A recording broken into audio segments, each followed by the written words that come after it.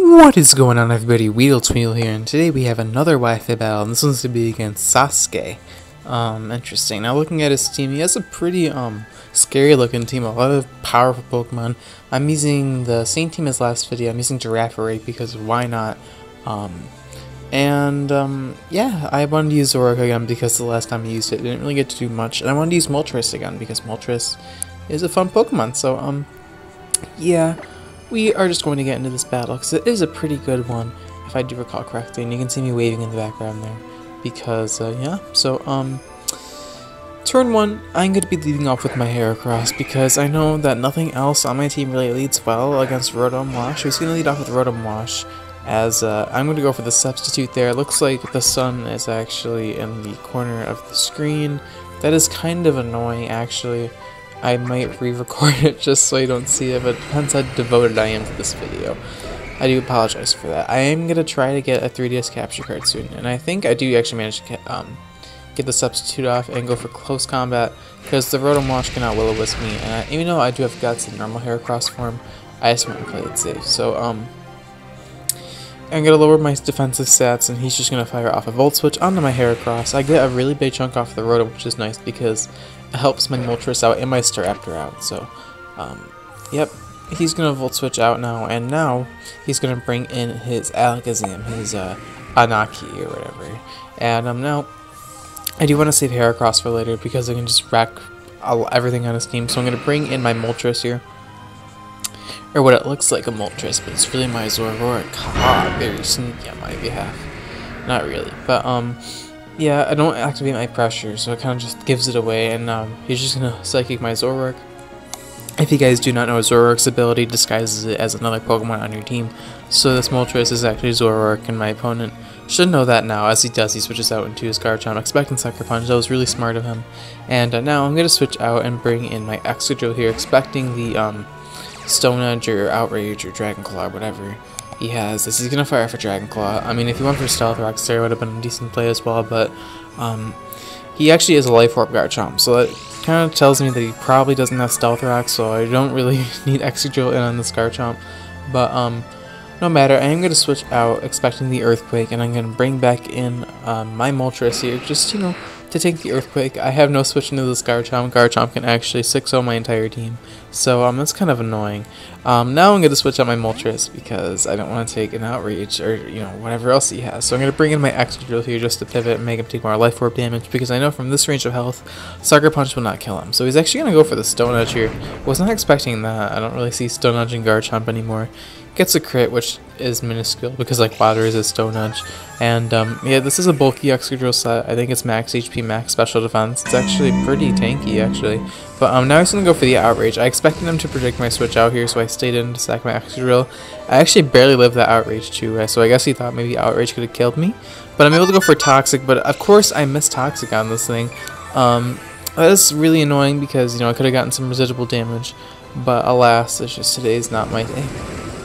So he's just going to Outrage me again and knock out my Excadrill. So yeah, I could have Toxic him and get some residual damage off, and when he gets confused, that would be nice. Make him take more Life Orb damage, all that fun stuff. But alas, this game is just not on my side today. So now I'm going to bring in the MVP, Hannah Girafarig, and it looks like the solar flare thing, or the sun flare, actually is no longer in the video. I think I did notice it when I was recording it, which I'm gonna say I did because it's not there anymore. I'm gonna go for the workup on with my not Zebstrika, my freaking Girafarig. Yeah, Girafarig is not Zebstrika. Girafarig is its own awesome Pokemon. So here, I'm gonna go for the workup because I figured he, he's confused and I am also Focus Sash, so I'm able to take one hit. He brings in Rotom Wash, and I'm just able to knock him out with Zen Headbutt, which is nice. And now he's gonna bring in his Kuzu, his Bisharp, as he's going to go for the Sucker Punch, but I am immune to it because I did go for Baton Pass, so I do have +1 attack and special attack. I'm kind of choosing what I want to Baton Pass it into.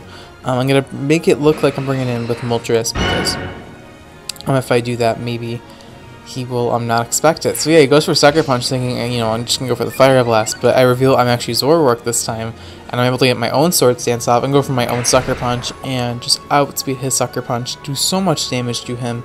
And yeah, the Zoroark bait worked really well there, as he can't go for Sucker Punch, and here I do predict him to not go, actually I just predict him to attack me again, but he actually goes for the sword stance this time.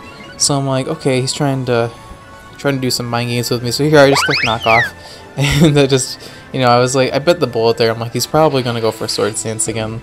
So I'm gonna go for knock off and just knock him out. So that worked out for me. I still have a lot of sucker punches to throw out of this team. He's going to bring in his Heatran here, and I don't think Heatran could take a +3 knockoff, but I'm going to go for the low kick anyway just because I have it. And yeah, down goes the Heatran. This Moltres looking Zoroark is actually putting in a lot of work. I love how it's just flapping its wings and then like kicking stuff. It's awesome.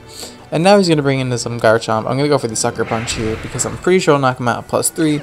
I am right in that assumption, as I'm going to take some rough skin damage and Life Orb. Kisame is going to die. I think I just realized that all of these Pokemon names are Naruto references, I'm pretty sure. This guy's probably 12 years old. No joke. But here, he actually goes for Glare on my Sucker Punch, which was pretty smart because now I can't just insta-win with my Zoroark, because now he can just Leaf Storm me, so... I'm actually going to withdraw, expecting the Leaf Storm here, and I'm going to bring in my my Girafarig here and get the Sap Sipper, which works out a lot, because now he can't really touch me. I'm pretty sure Superior runs Giga Drain and Leaf Storm, so he probably has one other move to hit me besides Glare. He's going to actually trace my Sap Sipper here, but that's not really a big deal. I'm able to fire off another work up here. Now I'm at +2 attack, +1 special attack. And I could easily baton pass this back into Zoroark, but I am paralyzed, so it won't really work out for me. Luckily I do dodge the Focus Blast, but I do carry the Focus Sash, so it really wouldn't have made that big of a difference in the outcome of the battle. I'm going to be able to baton pass the +1 special attack to my Moltres here, my actual Moltres this time. It's not Zoroark, so yeah, he's going to fire off a Psychic here. I know it's going to do a butt ton of damage because Mega Alakazam is so powerful. And he's going to get a Split Death Trap. That doesn't really matter. I'm able to fire off the Agility just so I'd be able to outspeed the remainder of his team. That's why I'm running Agility on Moltres. It's kind of slow, actually. In all actuality, I think it's like base 80 speed, which isn't really that fast for an offensive flying type. So I'm going to knock out the Alakazam there with the Fire Blast. No surprise there. I'm at +1 special attack. I'm going to take some Life Orb damage. And basically, I pretty much just have this game sealed to win if I hit Fire Blast or Hurricane. I'm going to fire off Hurricane here just because I want to.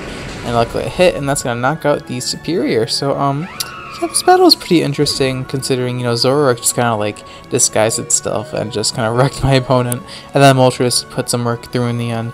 And, you know, Girafarig did something, too. No lie. Girafarig, you know, put the team on his back a little bit.